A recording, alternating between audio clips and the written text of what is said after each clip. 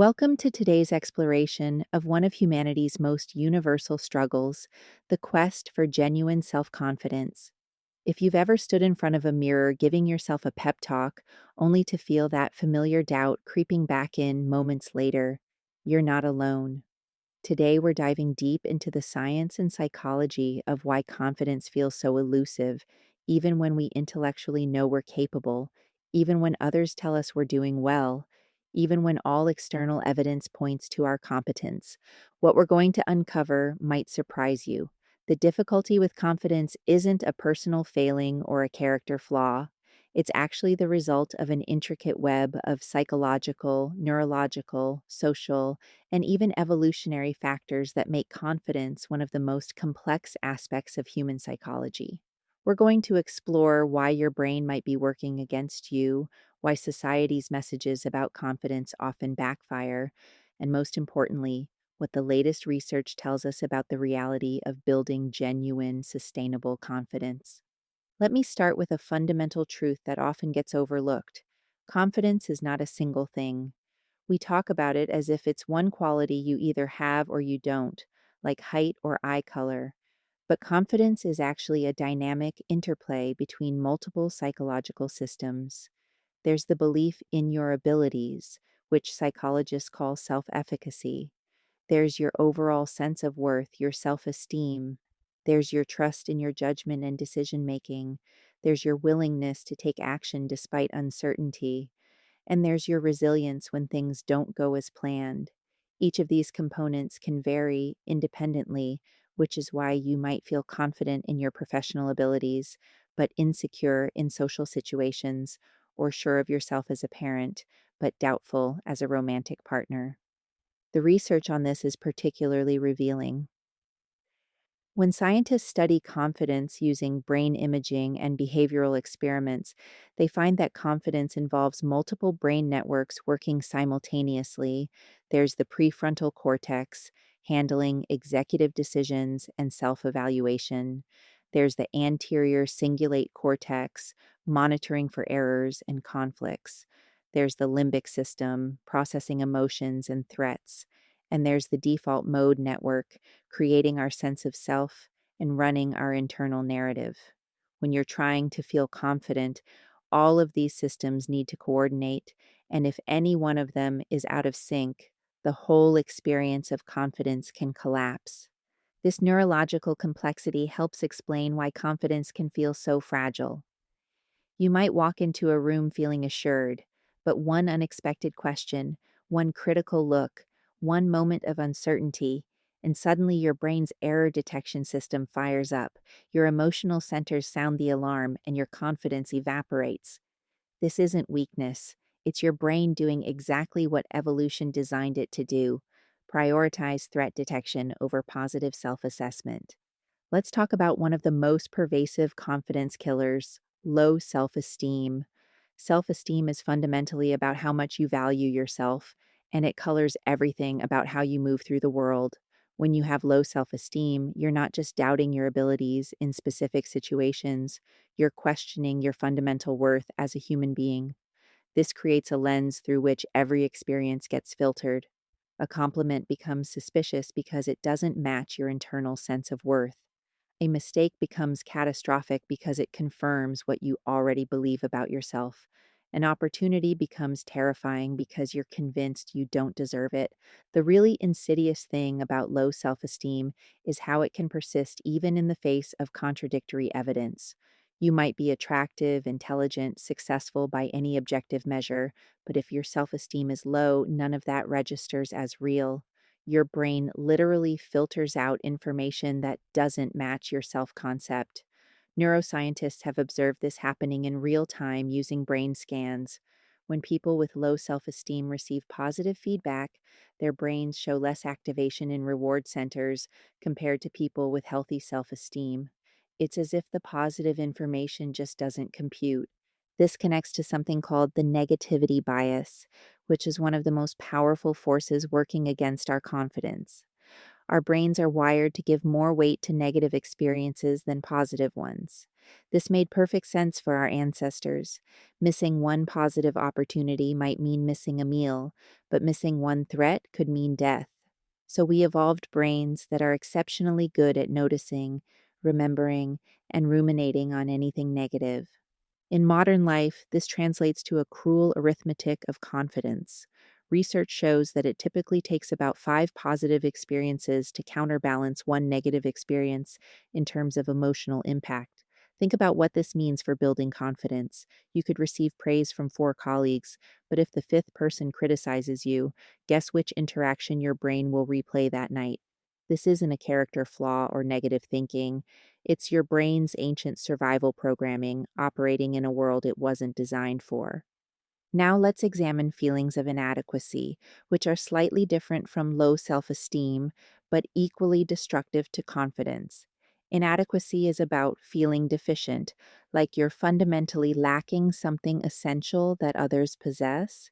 It's the sense that everyone else got the instruction manual for life, and you're just improvising. These feelings often focus on specific domains. You might feel inadequate as a professional, as a parent, as a friend, as a partner. What makes feelings of inadequacy so persistent is that they're often based on unfair comparisons. We compare our internal experience with all its doubts and struggles to others' external presentations. We compare our behind the scenes to everyone else's highlight reel. Social media has amplified this exponentially.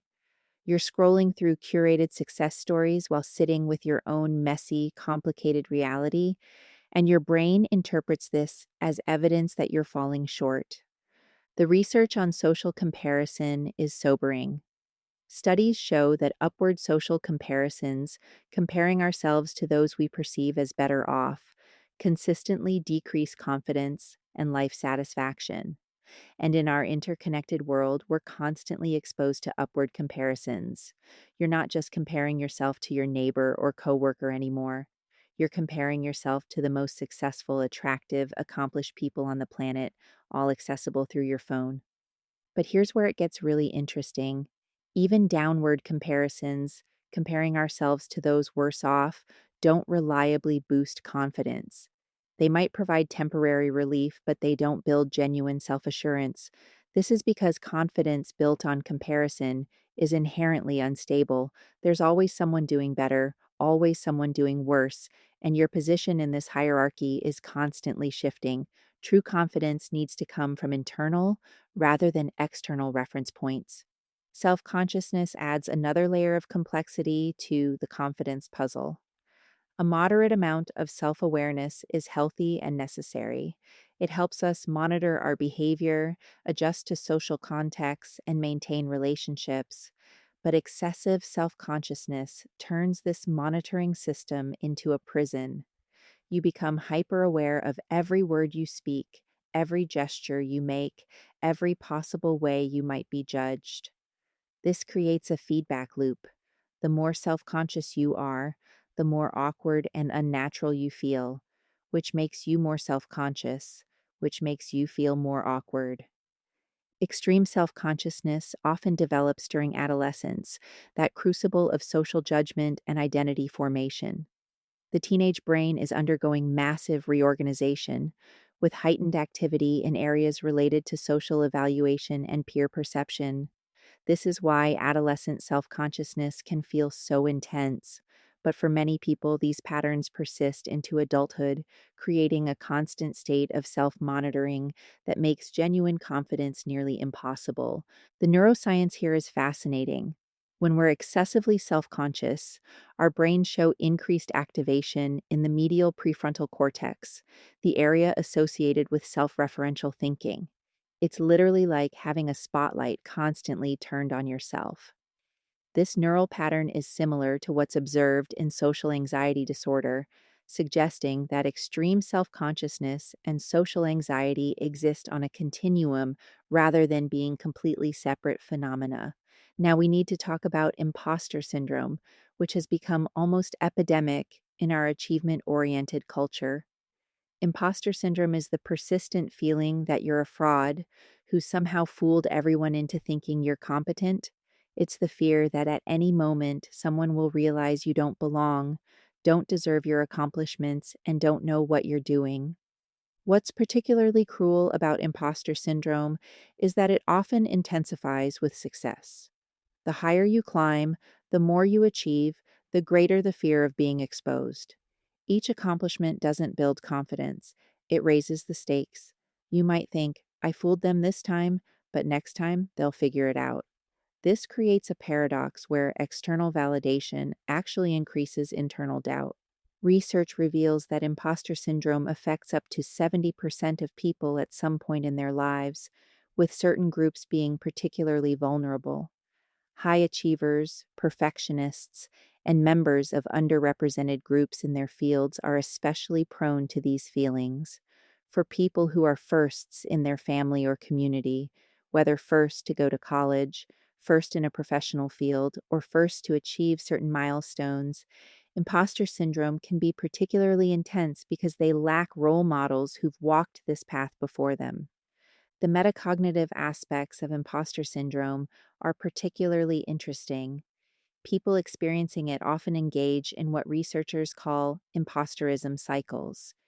They respond to challenges with either over-preparation or procrastination. Over-preparers work themselves to exhaustion, trying to prevent being exposed. Procrastinators delay starting, then rush to complete tasks, attributing any success to luck rather than ability.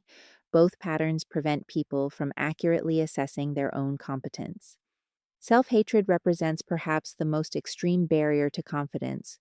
It goes beyond doubt or criticism. It's an active antagonism toward oneself.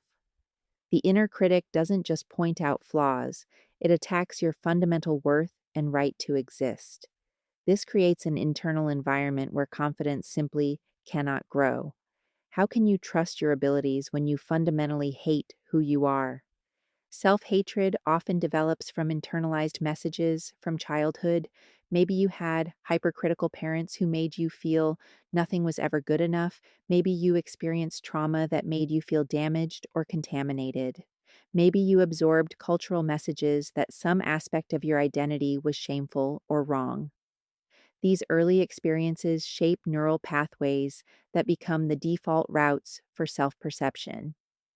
The neurobiology of self-hatred shows similarities to addiction patterns. The brain can become literally addicted to self-criticism, with neural pathways strengthening each time they're used. Self-attacking thoughts trigger stress responses that, paradoxically, can feel familiar and therefore safer than self-compassion. This is why people often resist positive self-talk or affirmations. The brain interprets self-kindness as threatening to its established patterns. Breaking these patterns requires more than just positive thinking. It requires what neuroscientists call experience-dependent neuroplasticity, creating new neural pathways through repeated, embodied experiences of self-acceptance.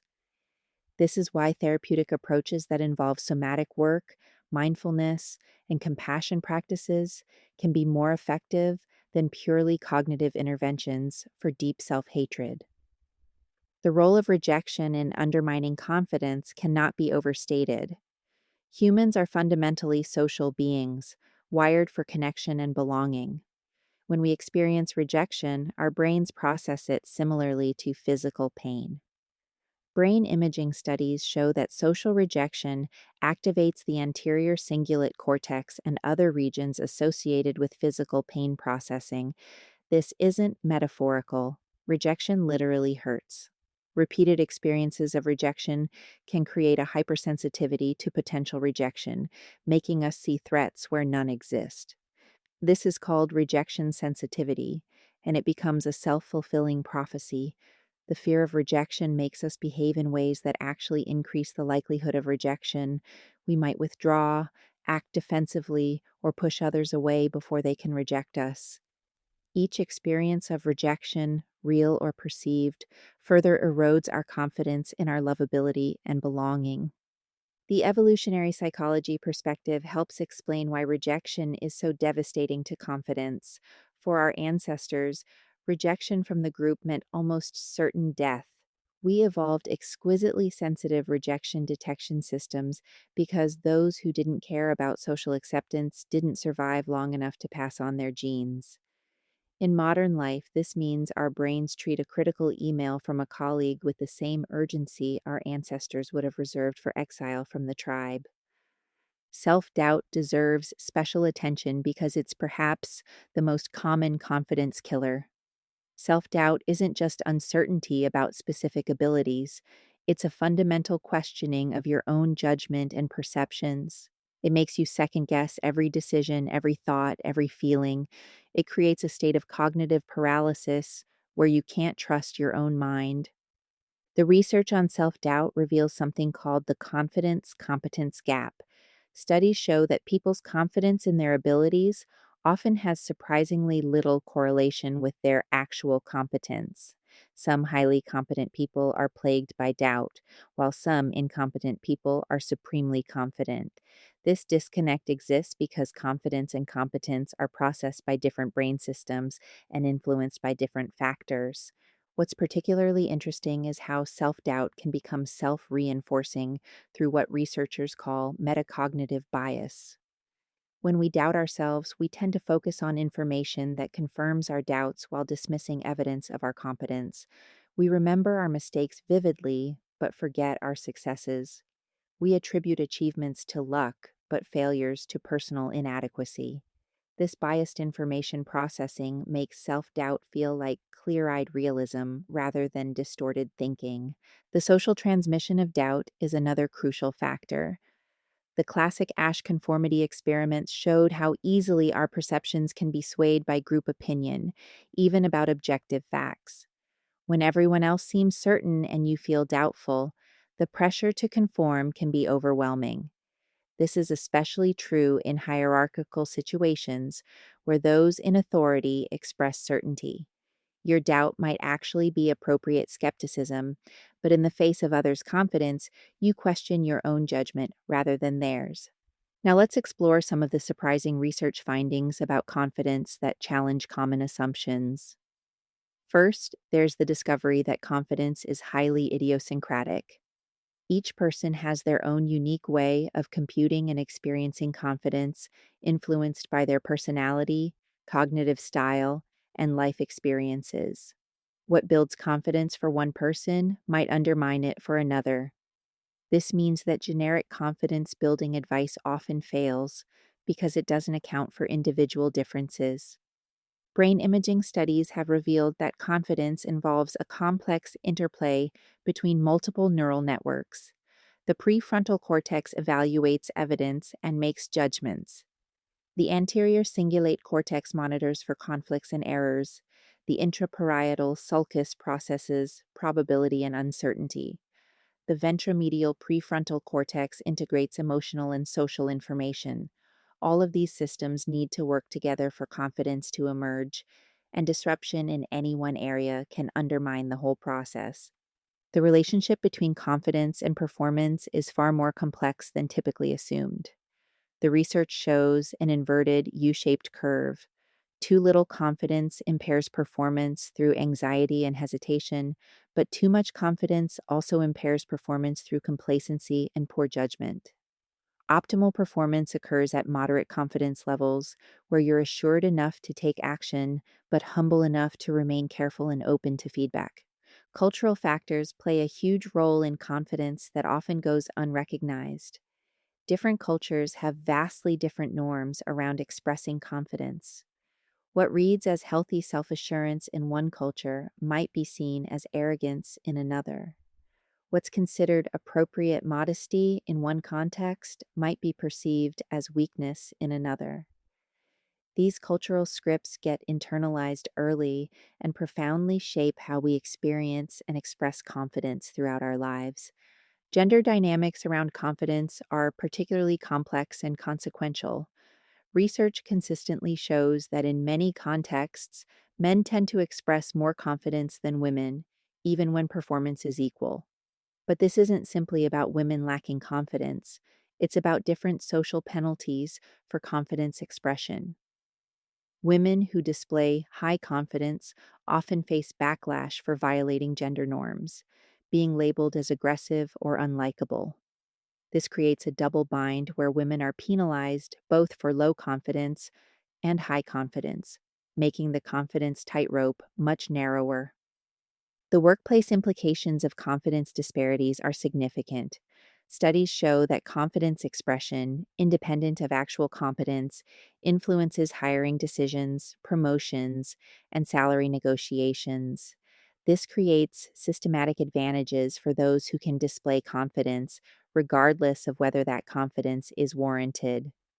The meritocracy myth falls apart when we realize that advancement often depends more on confidence performance than actual performance. Let's talk about the evolutionary perspectives on confidence, which offer fascinating insights into why our confidence systems work the way they do. Evolutionary psychologists argue that overconfidence might have been adaptive in certain ancestral environments. In competitive situations with incomplete information, the confident individual who acted decisively might have won resources even if their confidence was unjustified. This could explain why overconfidence is so common, despite its obvious drawbacks. But evolution also built in checks on overconfidence. Social emotions like embarrassment and shame serve to calibrate our self assessments to social reality. The physical signs of embarrassment, like blushing, signal to others that we recognize our overreach and are adjusting accordingly. These mechanisms helped maintain group cohesion by preventing any one individual from consistently overestimating their standing. The modern environment, however, has disrupted many of these evolutionary calibration mechanisms. We interact with strangers who don't know our history. We can curate our online presence to hide our failures. We can avoid situations that challenge our self concept. This allows both overconfidence and underconfidence to persist unchecked in ways that wouldn't have been possible in small scale ancestral societies. The concept of pluralistic ignorance adds another layer to the confidence puzzle. This occurs when everyone privately doubts themselves, but assumes everyone else is confident. In a room full of people experiencing imposter syndrome, each person might think they're the only fraud. This misperception reinforces individual doubt while maintaining collective pretense. Breaking through pluralistic ignorance by openly discussing doubt and struggle can be tremendously liberating, which is why support groups and honest conversations about confidence challenges are so powerful. Now let's examine what research tells us about interventions and solutions. The evidence is clear that generic positive affirmations and fake it till you make it approaches have limited effectiveness for deep confidence issues. Simply telling yourself you're confident when your brain is screaming otherwise creates cognitive dissonance that can actually increase anxiety. Effective confidence building needs to work with, not against, your brain's natural processes. One promising approach involves what researchers call metacognitive recalibration. This means becoming more accurate in your self assessments rather than simply trying to boost confidence across the board. Studies show that people who are well calibrated, whose confidence matches their actual abilities, perform better and experience less anxiety than those who are either overconfident or underconfident. This suggests that the goal shouldn't be maximum confidence, but appropriate confidence. The role of incremental challenge in building confidence is supported by extensive research. The brain's reward system responds most strongly to challenges that are neither too easy nor too hard, what psychologists call the zone of proximal development. Successfully completing tasks in this zone triggers dopamine release, which reinforces confidence and motivates further challenge. This creates an upward spiral where confidence and competence build together. Social support emerges as one of the most powerful factors in developing sustainable confidence. But not all support is equal. Research distinguishes between emotional support, which provides comfort and acceptance, and instrumental support, which provides practical help and resources. Both are important, but for confidence building, what seems most crucial is what researchers call esteem support, having others express belief in your abilities and worth. This external validation can serve as scaffolding while internal confidence develops. The concept of earned security from attachment research offers hope for those whose early experiences undermined confidence. Even if you didn't develop secure attachment in childhood, you can earn it through later relationships and experiences.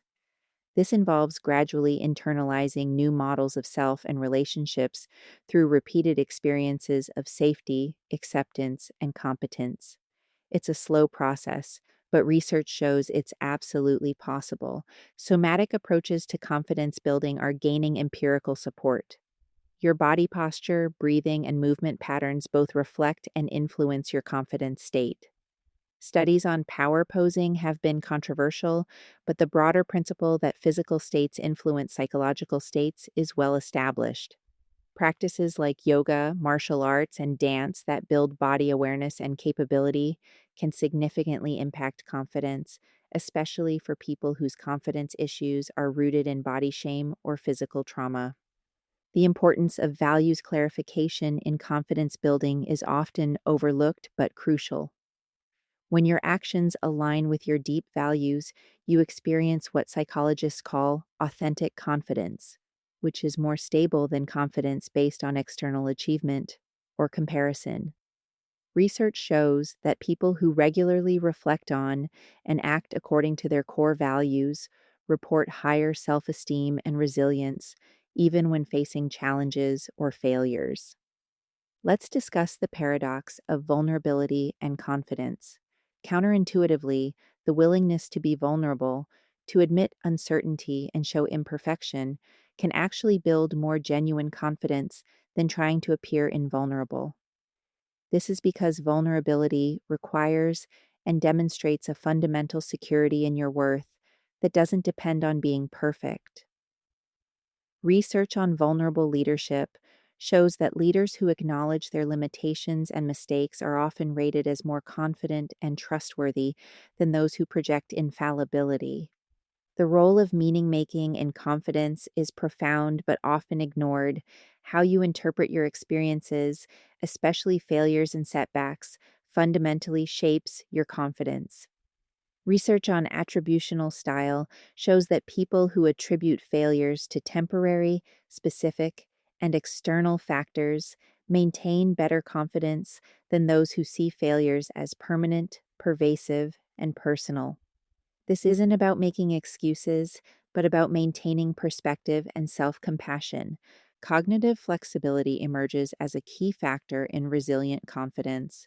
People who can shift between different perspectives, who can see situations from multiple angles, tend to maintain more stable confidence. This flexibility allows them to reframe challenges, find alternative solutions, and maintain hope when initial approaches fail. Practices that build cognitive flexibility, like meditation, creative pursuits, and exposure to diverse perspectives, can indirectly support confidence. The neuroscience of confidence reveals the importance of prediction and prediction error. Your brain is constantly generating predictions about what will happen, and confidence partly reflects the certainty of these predictions. When predictions are consistently wrong, confidence erodes. But here's the key: your brain can learn to make better predictions through experience and feedback. This is why gradual exposure and practice are so important for building confidence in feared situations. Let's address the dark side of confidence that often goes undiscussed. Overconfidence can be just as problematic as underconfidence, leading to poor decisions, damaged relationships, and spectacular failures. The research on overconfidence bias shows that it's most dangerous in domains where feedback is delayed or ambiguous. In these situations, overconfidence can persist unchecked until reality delivers a harsh correction. The concept of confident humility offers a resolution to the confidence paradox. This involves being confident in your worth and potential while remaining humble about your current knowledge and abilities. It's the confidence to say, "I don't know," without feeling diminished. It's the confidence to ask for help without feeling weak. It's the confidence to change your mind without losing face. This type of confidence is both more accurate and more appealing than brittle overconfidence. The impact of trauma on confidence deserves special attention. Trauma, especially early relational trauma, can fundamentally disrupt the development of healthy confidence. It can create a fragmented sense of self where different parts hold different levels of confidence. Trauma informed approaches to confidence building recognize that for some people, the goal isn't to build confidence from scratch, but to restore access to confidence that trauma has obscured. The role of narrative in confidence is powerful. The stories you tell yourself about who you are, where you've been, and where you're going profoundly influence your confidence. Research on narrative therapy shows that helping people reauthor their life stories, finding themes of resilience and growth rather than failure and inadequacy, can significantly impact self concept and confidence. This isn't about denying difficult experiences, but about expanding the narrative to include the full complexity of your life. Intersectionality adds important nuance to understanding confidence challenges. People who hold multiple marginalized identities face unique confidence challenges that can't be understood through single axis analysis. For example, a Black woman in a predominantly white male profession faces confidence challenges related to both race and gender that interact in complex ways. Addressing these challenges requires acknowledging and working with these intersecting dynamics. The concept of stereotype threat reveals how social identity can impact confidence in specific situations. When people are aware of negative stereotypes about their group in a particular domain, the fear of confirming those stereotypes can undermine performance and confidence. This has been demonstrated across numerous contexts, from women in math to white men in athletics. Understanding stereotype threat helps explain why confidence can vary so dramatically across different situations. Let's explore the relationship between perfectionism and confidence. Perfectionism might seem like it would build confidence by ensuring high performance, but research shows the opposite. Perfectionism typically undermines confidence by setting impossible standards, focusing on flaws, and discounting achievements. The constant gap between perfectionistic standards and reality creates chronic feelings of inadequacy. Learning to embrace good enough in appropriate contexts is often essential for building sustainable confidence. The role of self compassion in confidence building has robust empirical support.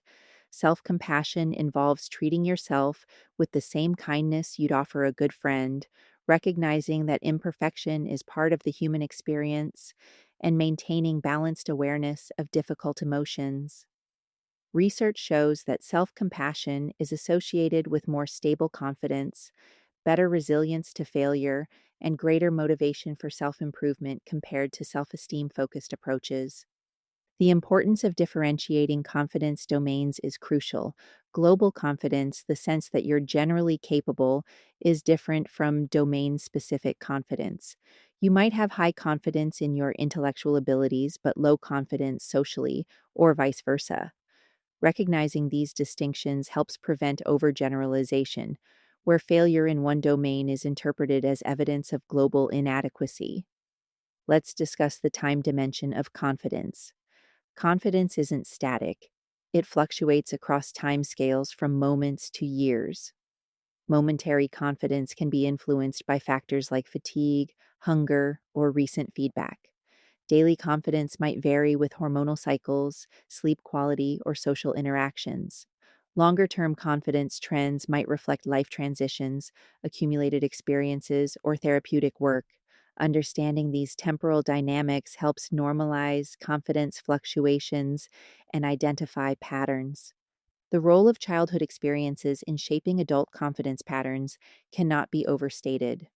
Early attachment relationships create internal working models of self and others that become templates for future relationships and self concept.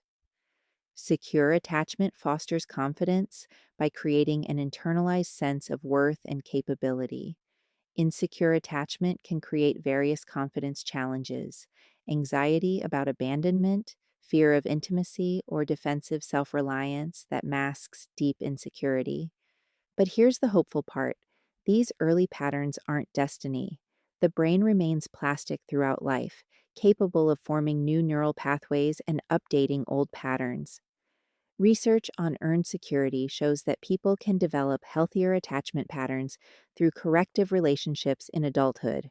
This might happen through therapy, intimate partnerships, friendships, or mentoring relationships that provide consistent, attuned responsiveness.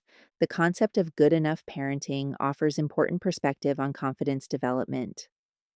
Children don't need perfect parents to develop healthy confidence. They need parents who are responsive most of the time, who repair relationship ruptures, and who support the child's emerging autonomy. This good enough principle extends to adult confidence building. You don't need to be perfect to be worthy of confidence. Let's examine how modern technology impacts confidence.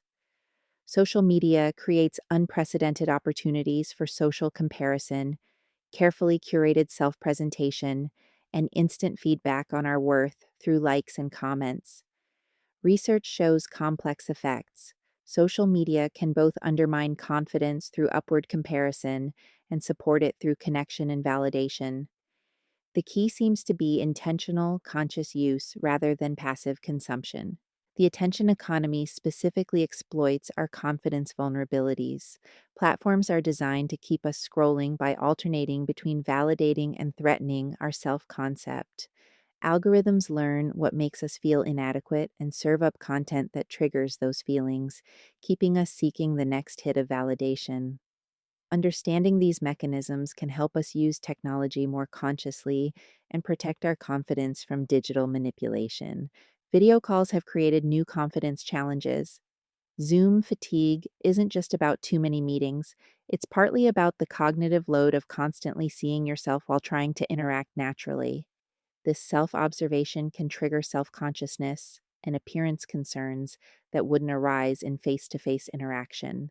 The option to hide self view can significantly reduce this confidence drain. The role of language in shaping confidence is profound. The words we use to describe ourselves and our experiences literally shape neural pathways.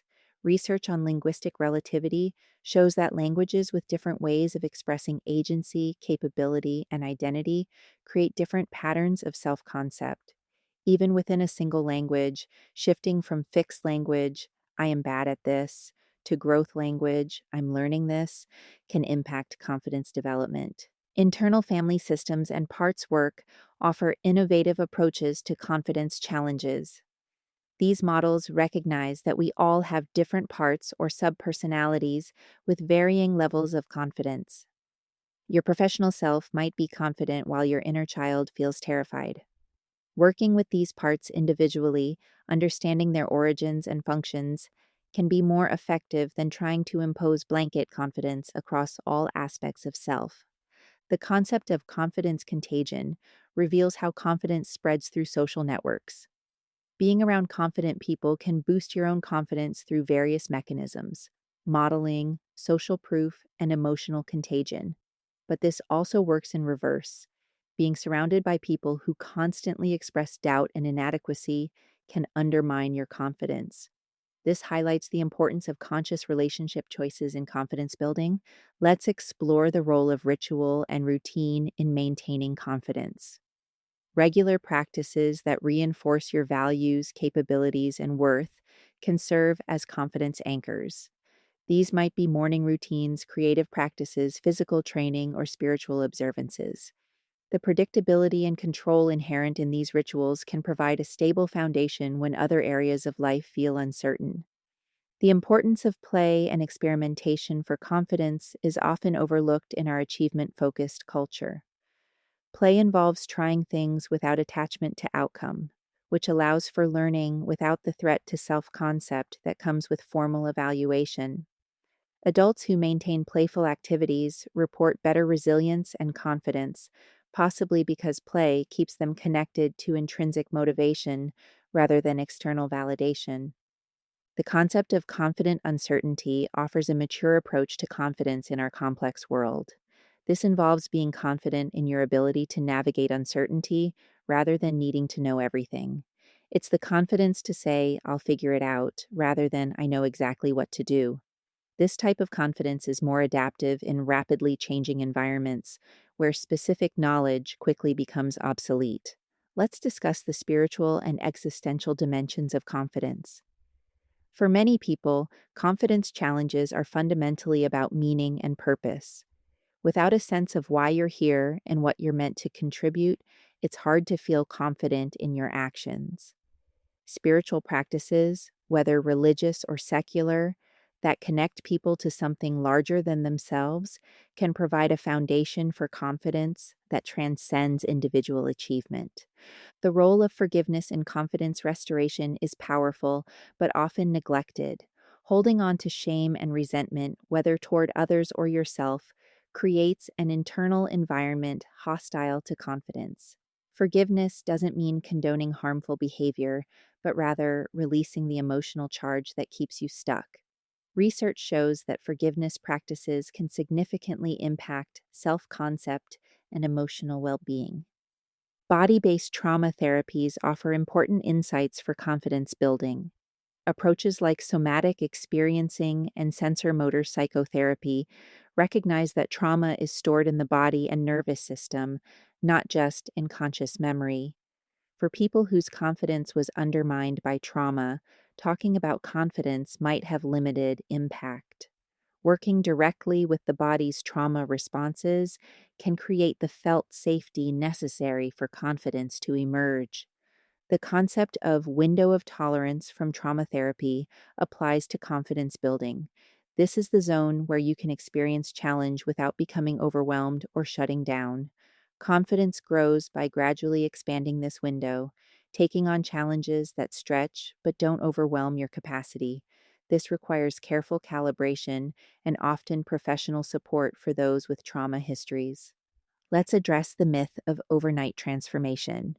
Popular culture loves stories of sudden confidence breakthroughs, but research shows that sustainable confidence typically develops gradually through repeated experiences. The brain needs time to build new neural pathways, to update prediction models, to integrate new experiences. Quick fixes might provide temporary boosts, but lasting change requires patience and persistence. The role of creativity in confidence building deserves special attention. Creative expression allows people to externalize internal experiences, to give form to formless feelings. The act of creation itself can be empowering, demonstrating agency and capability. Moreover, creative communities often provide accepting spaces where vulnerability and experimentation are valued, supporting confidence development. The importance of mentorship and role models in confidence development cannot be overstated. Seeing someone who shares your background or challenges succeed provides what researchers call a vicarious mastery experience. This is especially important for people from underrepresented groups who might lack examples of people like them succeeding in their chosen domains. Mentorship provides not just practical guidance, but also the crucial message: if I can do this, so can you. Let's explore how confidence relates to authenticity. There's often tension between the confidence we think we should display and how we actually feel. This creates exhausting performance pressure and imposter feelings. Research on authenticity shows that people who feel able to express their true selves report better well being and more stable confidence. This suggests that the path to confidence might not be through perfecting a confident performance, but through accepting and expressing your authentic self. The concept of optimal distinctiveness helps explain some confidence challenges. Humans have competing needs to belong and to be unique. Too much conformity threatens our sense of individual identity. Too much uniqueness threatens our sense of belonging. Finding the sweet spot where you're distinctive enough to feel authentic but similar enough to feel connected can support both confidence and well being. The role of feedback in confidence development is complex. Not all feedback is helpful. Poorly timed, overly harsh, or vague feedback can undermine confidence. Research on effective feedback shows that it should be specific, actionable, timely, and delivered with care for the recipient's emotional state. Learning to seek, filter, and integrate feedback effectively is a crucial confidence skill. Let's discuss the relationship between confidence and ethics. Sometimes maintaining integrity requires acting against social pressure, which can challenge confidence. The confidence to stand for your values when they're unpopular requires a different foundation than confidence based on social approval. Research on moral courage shows that people who act on their values despite social costs often report increased self respect and authentic confidence, even while experiencing social rejection. The impact of systemic oppression on confidence needs explicit acknowledgement. When entire groups are systematically denied opportunities, resources, and respect, individual confidence interventions have limited impact. Addressing confidence at a systemic level requires changing structures, policies, and cultures that undermine certain groups' confidence while artificially inflating others. This isn't about individual therapy, but about social justice. Finally, let's consider what healthy confidence actually looks like. It's not the absence of doubt or the presence of constant certainty. Healthy confidence includes the capacity to tolerate uncertainty, to acknowledge limitations, to ask for help, and to learn from failure. It's grounded in self awareness rather than self deception, in growth rather than perfection, in connection rather than comparison. Healthy confidence is also contextual and flexible. It recognizes that confidence appropriately varies across situations and domains. It doesn't require being confident about everything all the time. It includes the confidence to not know, to be a beginner, to be vulnerable. This flexibility makes confidence more resilient because it doesn't shatter when challenged. As we conclude this exploration, I want to emphasize that struggling with confidence doesn't mean you're weak, broken, or failing. It means you're human, navigating a complex world with a brain that evolved for different circumstances in a society that sends contradictory messages about worth and value while carrying whatever wounds and wisdom your unique journey has provided. Building genuine confidence isn't about eliminating all doubt or achieving constant certainty. It's about developing a grounded sense of your inherent worth that doesn't depend on perfection or external validation. It's about creating an internal foundation stable enough to weather criticism and failure without collapsing. It's about expanding your capacity to tolerate uncertainty while still taking meaningful action. This work isn't quick or easy. It requires patience with yourself as you slowly rewire patterns that might have been decades in the making. It requires compassion for the parts of you that learn to doubt as a survival strategy. It requires courage to challenge old stories and risk new ways of being. And often, it requires support from others who can see your worth when you can't see it yourself. Remember that confidence isn't a destination you reach, but a quality you cultivate. Some days you'll feel it strongly, other days it will seem to vanish. This fluctuation is normal and doesn't mean you're failing. Each time you act despite doubt, each time you treat yourself with compassion rather than criticism, each time you question the harsh stories you tell about yourself, you're building the neural pathways that support genuine confidence. The research is clear that change is possible. Brains remain plastic throughout life. Patterns can shift, new experiences can update old models. What felt impossible can become possible, not through magical thinking or empty affirmations, but through the slow, steady work of creating new experiences, relationships, and practices that support a different way of being. This is Esther Adams with Strides to Solutions. Thank you for joining me on this deep exploration of why confidence feels so elusive and what we can do about it. May you find compassion for your struggles, hope in the possibility of change, and the support you need to develop the quiet, flexible, authentic confidence that allows you to live fully as yourself.